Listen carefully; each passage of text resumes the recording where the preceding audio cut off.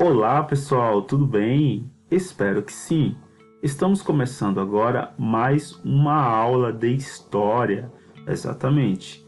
Hoje, onde temos como nossa unidade temática a circulação de pessoas, produtos e culturas, onde vamos estar falando sobre as navegações portuguesas e espanholas e seus descobrimentos. Hoje, o nosso objeto de conhecimento é exatamente as grandes navegações e os seus descobrimentos, e a nossa habilidade é identificar as transformações ocorridas nos processos de deslocamento das pessoas e mercadorias, analisando as formas de adaptação ou marginalização, ok? Então sejam todos bem-vindos. Hoje aprenderemos sobre as navegações portuguesas e espanholas e suas descobertas, ok? Então, vamos lá. Bem, pessoal, quando falamos de navegações portuguesas, nós temos que entender que um dos primeiros países, primeiro país que vem à nossa cabeça é Portugal, e se lançou como pioneiro na navegação e exploração do Oceano Atlântico, interessado principalmente na abertura de novas rotas comerciais. O pioneirismo de Portugal, que explica-se por uma série de fatores, por causa que na época Portugal tinha uma monarquia, ou seja, tinha um reinado bem consolidado, tinha uma unificação territorial assegurada e em expansão, tinha investimento na aquisição de conhecimento náutico, tinha investimentos dos genoveses, tinha localização geográfica territorial assegurada, ok? Então, nós vemos que Portugal era um reino unificado e estável durante o século XV.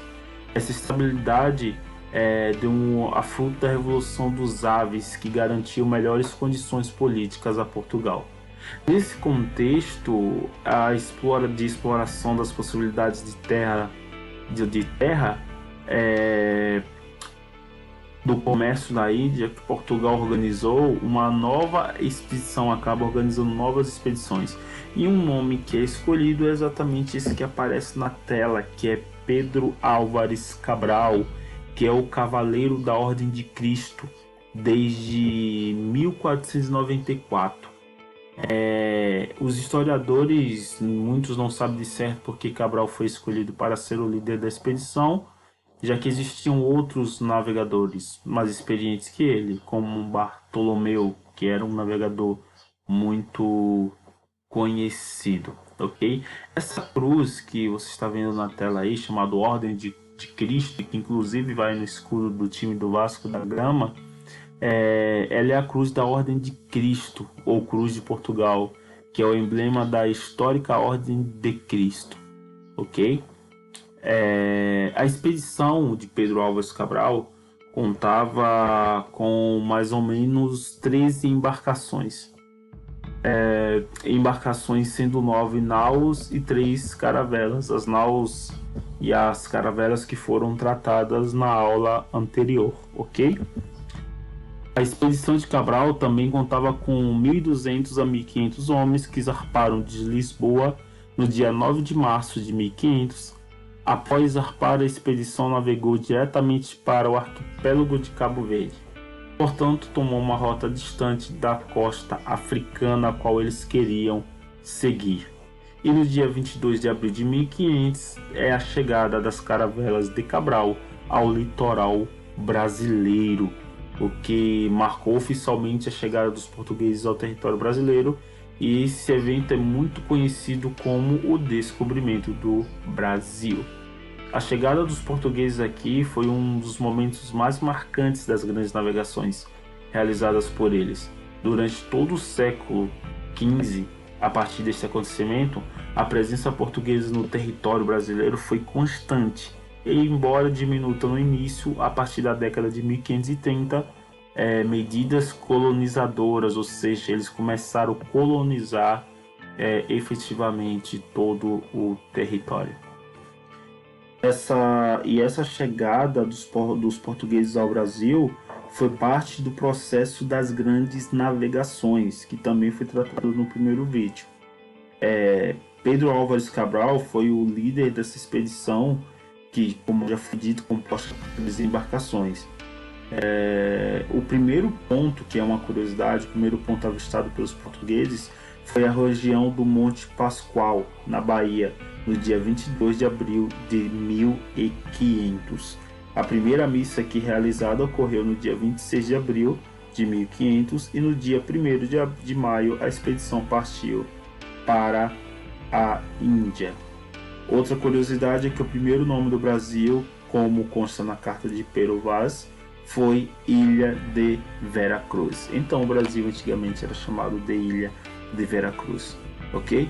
O Brasil, como já foi destacado, foi uma das principais descobertas, uma das principais consequências das grandes navegações, principalmente por Portugal, que acabou trazendo para Portugal uma grande vantagem econômica, onde ele acabou se tornando uma grande potência daquela época, a principal potência da época, pois o descobrimento de um continente novo, de terras novas, trouxe a possibilidade de Portugal explorar o pau-brasil, a cana-de-açúcar, o ouro e, claro, a mão de obra escrava. Ok? Agora nós vamos falar sobre as navegações espanholas e o descobrimento da América. Bem, pessoal, ao longo de quase todo o século XV, os espanhóis precisaram se desenvolver nauticamente, junto com os portugueses, para os acompanhar. A Espanha, no entanto, permaneceu alheia às grandes navegações até o final do século XV. Okay? Isso aconteceu porque ao longo do século XV os espanhóis tentavam consolidar-se territorialmente. Okay? Quando eles investiram nessas expedições, elas foram patrocinadas pelos católicos da Espanha, Fernando de Aragão e Isabel de Castela. Que são exatamente esses duas pessoas charmosas aqui. As embarcações muito conhecidas para esse ano, em 1492, foram as caravelas espanholas Santa Maria, Pinta e Nina, que partiram rumo ao Oriente navegando pelo Oceano Atlântico. Ok? Bem, pessoal, nós temos aqui em 1500 que o navegador florentino, a serviço da Espanha, Américo Vespucci, classificou como um continente as novas terras descobertas pelos espanhóis, que daí de Américo Vespucci é que veio o nome América, que são os nossos vizinhos aqui. Isso, pessoal, a nossa América aqui do lado, ok? Que nos levaria a conhecer os nossos vizinhos e povos também muito antigos que infelizmente hoje foram bem reduzidos, mas que deixaram seu marco na história, ok?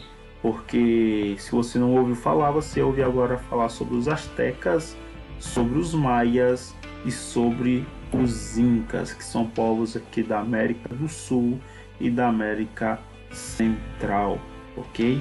Então entenda hoje que as grandes navegações foram resultados de uma série de transformações em curso na Europa do século XII, ok? E que começaram a ser feitas essas viagens do século XV ao XVI, o que resultou na descoberta da América, que resultou numa grande revolução.